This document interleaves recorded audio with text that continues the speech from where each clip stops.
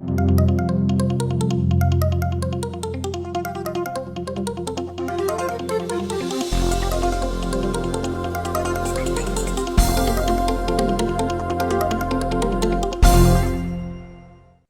welcome to InSight. I'm Wendy Brokop. We're talking today about food, in fact, survival itself during this long pandemic, driving people who had never before known food insecurity to rely on food banks and pantries, often frightened they had no way to get to them.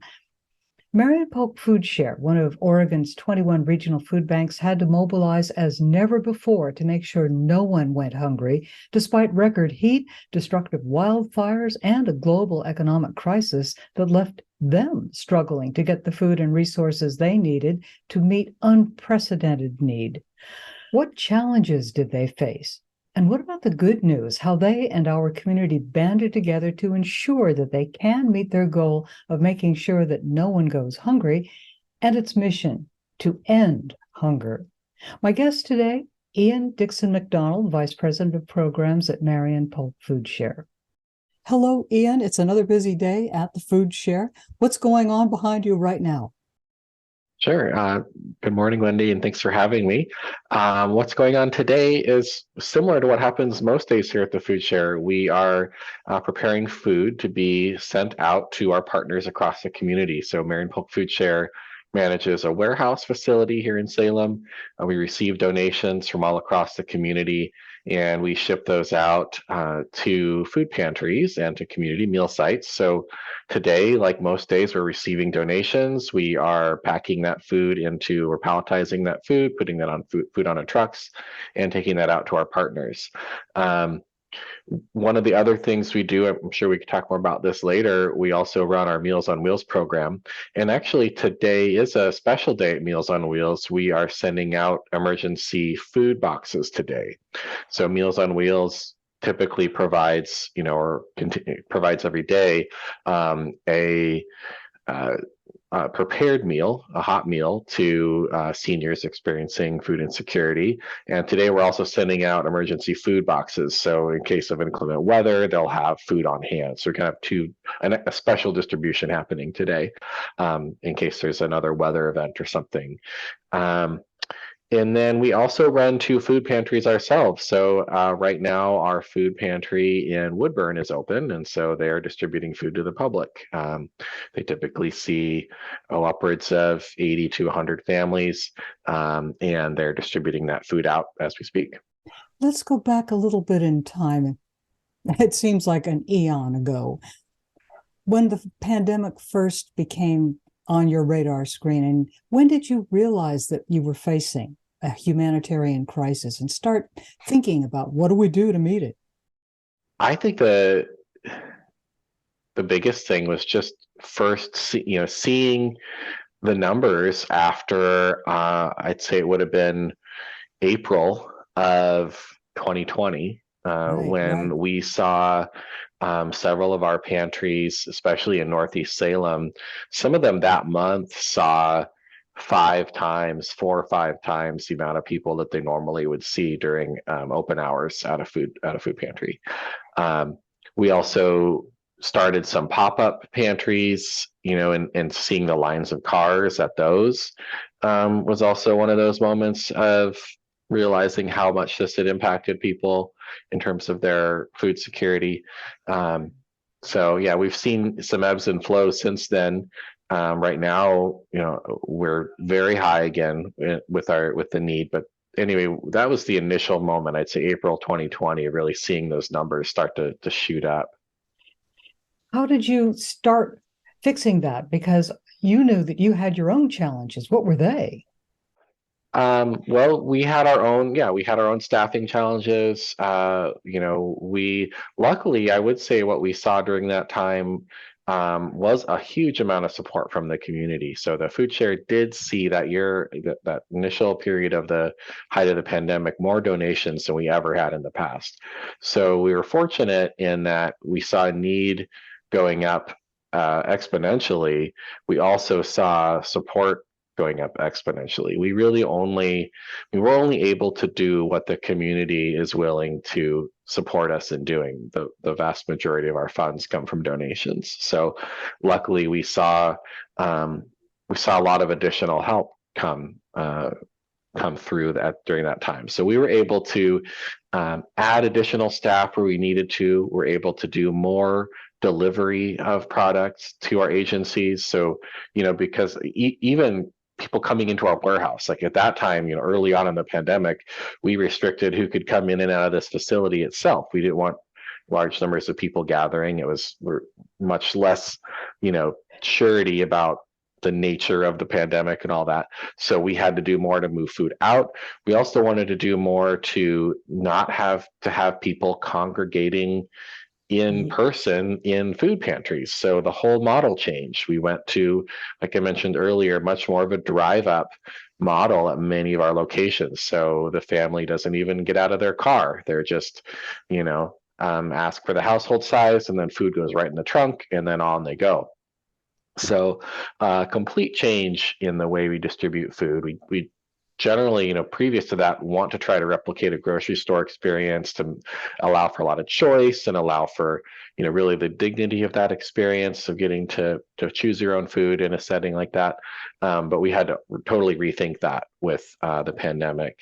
And then we also, when we're still doing this, started doing home delivery of food. So for certain populations of folks that have a lot of challenges with that maybe were higher risk for COVID being something real serious, or folks that have had young children where it'd be more difficult to get out, we started doing a home delivery program as well. So we have volunteers taking the food boxes to doorsteps for folks, and that's still going on now as well.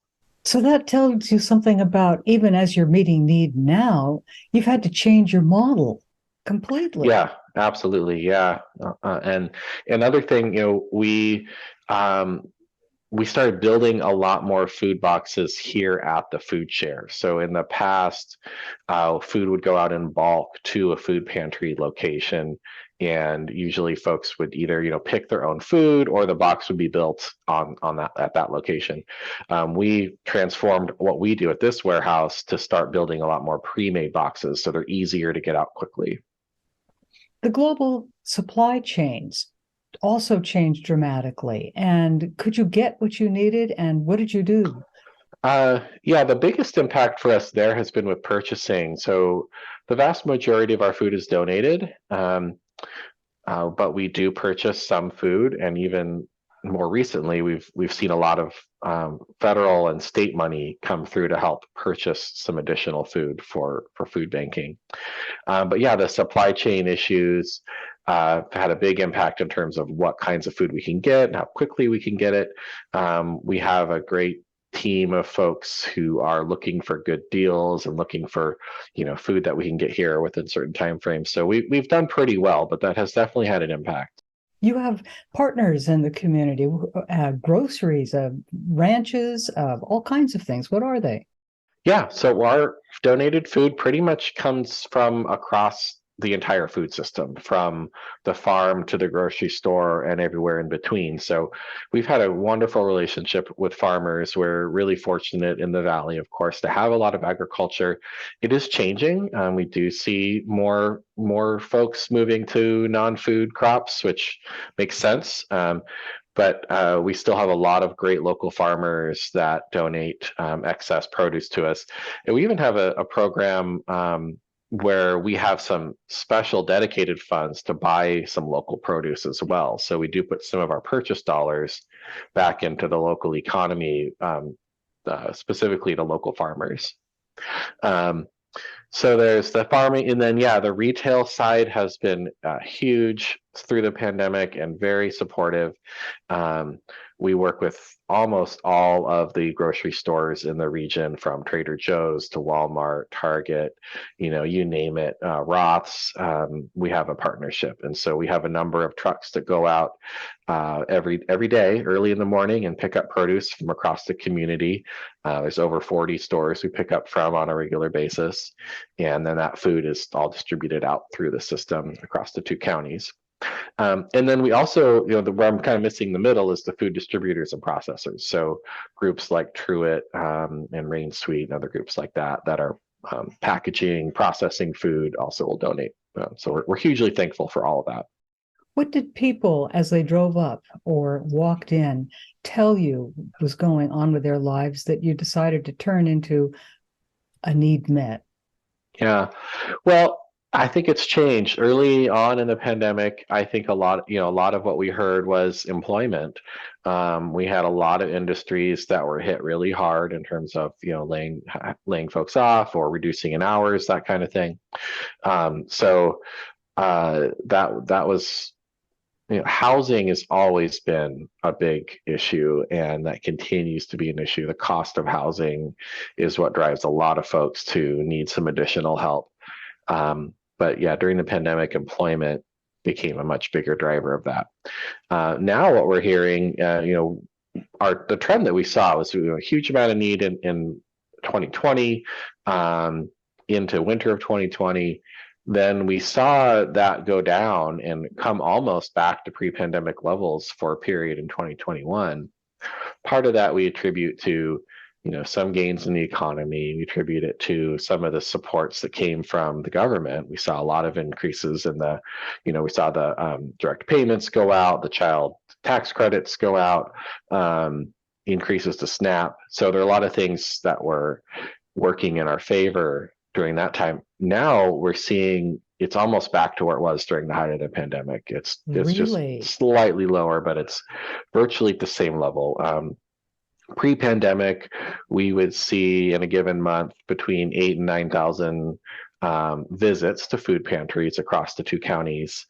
Now that number is getting closer to 14,000 a month, which is similar to what we saw during the pandemic, or the height of the pandemic. So, and a lot of what we're hearing now, I mean, housing is still a big issue, but the other one is just increase in costs for basic household items. So, inflation and increase in gas prices, food prices, those kind of things. So it's just become more expensive to cover your basic necessities in the last 6 months, and that seems to be a big driver of the need right now.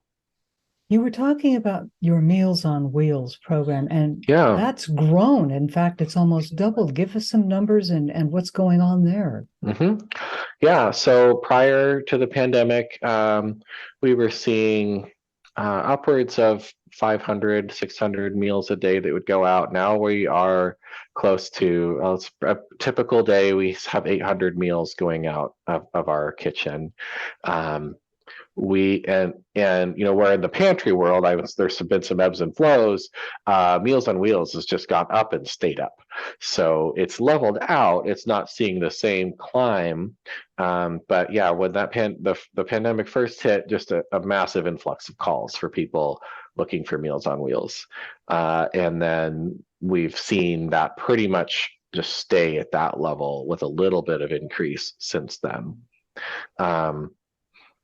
Meals on Wheels serves really anybody who has a medical reason where they can't get out of their home to cook food, to prepare food, to go grocery shopping, those kind of things, has any type of disability, and generally aims for folks that are 60 and over. And I think what's happening, during the initial onset of the pandemic, a lot of those folks were the highly vulnerable, high-risk population. And so they were even more cautious about wanting to go out and get groceries. There's definitely some income. Most of the folks are on a fixed income. So it's just everything got squeezed a little bit, and more folks looking for that help. So that's, yeah. So those people are growing in numbers, and you're meeting the need for them. What is it going to take to get food to them? You have some supply. You need drivers. Yeah, so Meals on Wheels is a volunteer dependent and driven program. We have a great staff who prepare the food. We have a kitchen crew that prepares the food every morning. We have office staff that are managing, client intakes and talking to folks on the phone all day. But everybody who actually gets the food out to an individual's home is a volunteer. And there are over 200 volunteers we have currently. But as the population of folks needing the service grows, the volunteer group has to grow as well. And we have seen great outpouring of support from our volunteers, and through word of mouth and through however we can get the word out. We've had a lot of new folks come to us, but we do need more volunteers. It's consistently a strain on our program. Um, all we ask for volunteers is to come in 1 day a week. So we deliver 5 days a week, but most volunteers pick one day, Monday through Friday. That's their day. They come in around 10:30, and typically a route is done at about 1 o'clock. And a route has less than 20 stops on it, typically 15 or so is pretty normal. And they're all centered in one particular neighborhood of Salem. Um, so yeah, we'd love to have more folks come in. We have an orientation process where people can ask questions and learn about learn about the job. And people have a lot of fun. We have and build great relationships with the folks receiving food. We have volunteers. We recently had a volunteer that hit a 30-year mark, Oh volunteering my. with the food share. Oh So my yeah, goodness, 30 years. Oh, that is wonderful. Well, if people want to volunteer, they can certainly get in touch with you. Where's your website? sure. MarionPolkFoodShare.org, and there is a whole section there for how to sign up to be a volunteer. You can also give us a call, 503-581-3855, and we can get you connected that way too. If I want to go over smoke, Yeah. fire, and how the Santiam fire and the wildfires Mhm. in general have had a devastating effect. Tell me about that. Yeah. It just sort of seemed like one disaster after another for a while there. We were very much in the thick of responding to the wildfires in the Santiam Canyon. We have several food pantry partners in that region. We have a pantry that we support in Mill City, in Adana, uh, and of course Staten and Almsville, and then Mahama as well. That's the other one. So all of those pantries, fortunately, survived. The buildings are still standing, and are back up and running. They were all back up and running surprisingly quickly.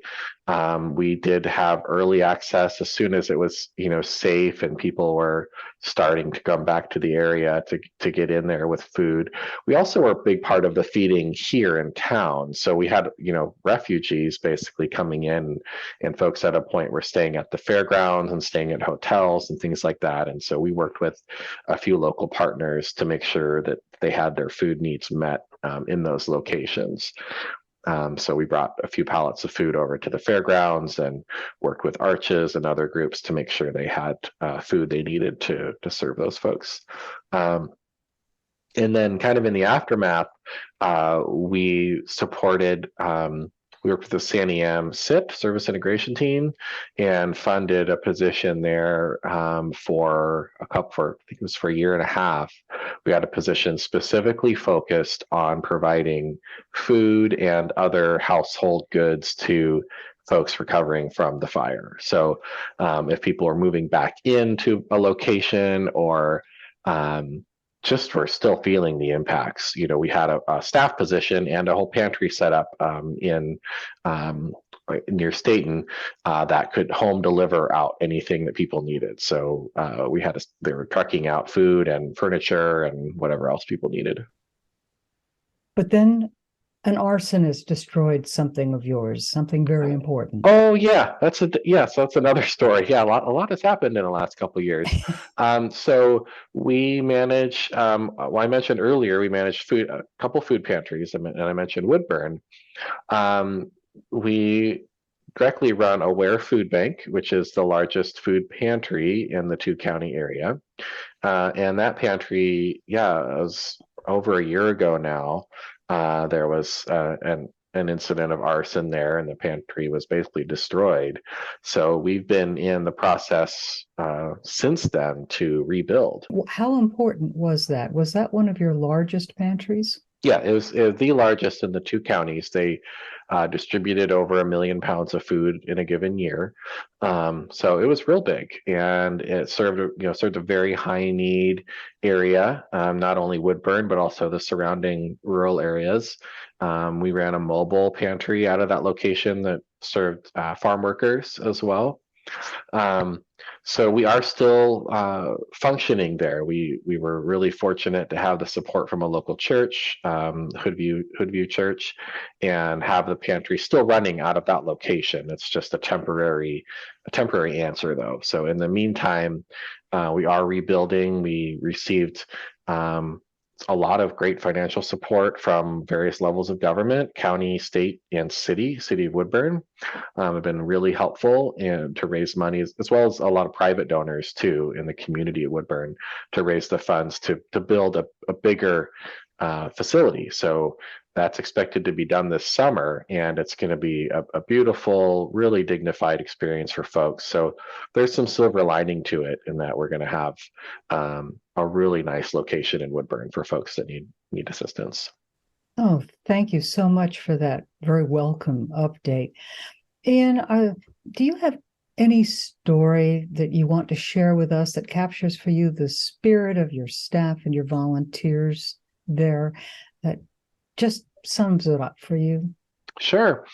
Well, one thing that comes to mind is, occasionally we do see food pantries that close. Our pantries are all volunteer run typically, and some are run by congregations of folks from different churches that are getting up there in age themselves and looking to take a break at some point. How long can you run a pantry as you're getting into your 70s and 80s? Oh my goodness.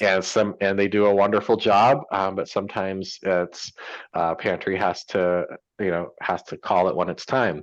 And we had that happen recently in West Salem, but this was about a month ago, and we had our staff be able to work with a local partner, Northwest Human Services, that runs a medical clinic over there, and really instantly start up a pop-up food pantry in that location. And so we've been seeing great turnout at that location from folks that were at the old pantry as well as from the clinic.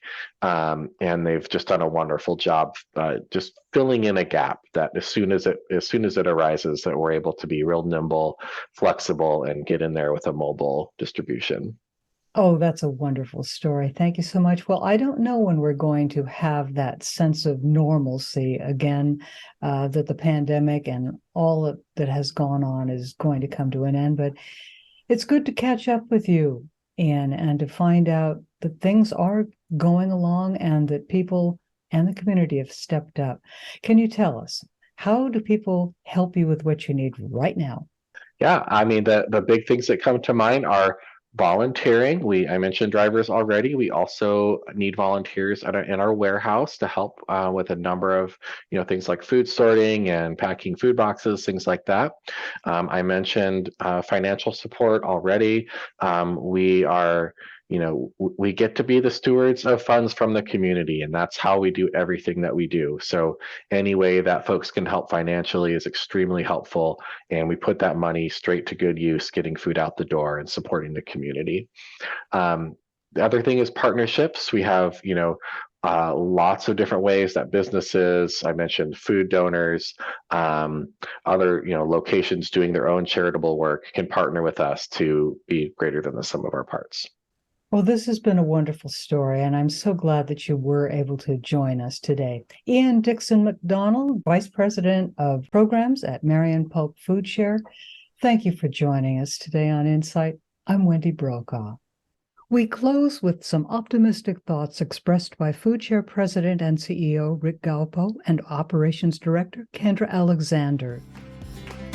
Nutritious food in people's belly is essential for anything to go right. We're going to continue the higher service model of drivers bringing more food out to the community rather than people coming here. Turns out we're good at it. We need financial contributions to continue to execute the day-to-day operation of the food share. We need people to help us put gas in our vehicles, help us to purchase valuable food items such as fluid milk and produce, meat proteins, to help us keep the lights on and be able to keep our refrigerators and freezers running. We want a facility that makes it so we spend the least amount of time thinking and managing the facility and the most amount of time actually moving food out to the right spots in the community. We get to be that agency that gets to go out in the community and says, you have heart and you have passion and you have resources and you want to make sure no one is hungry in our community. We have the good fortune to help aggregate that so that your work and your work and your work and your work all come together and have meaningful impact. We are the stewards of community goodwill.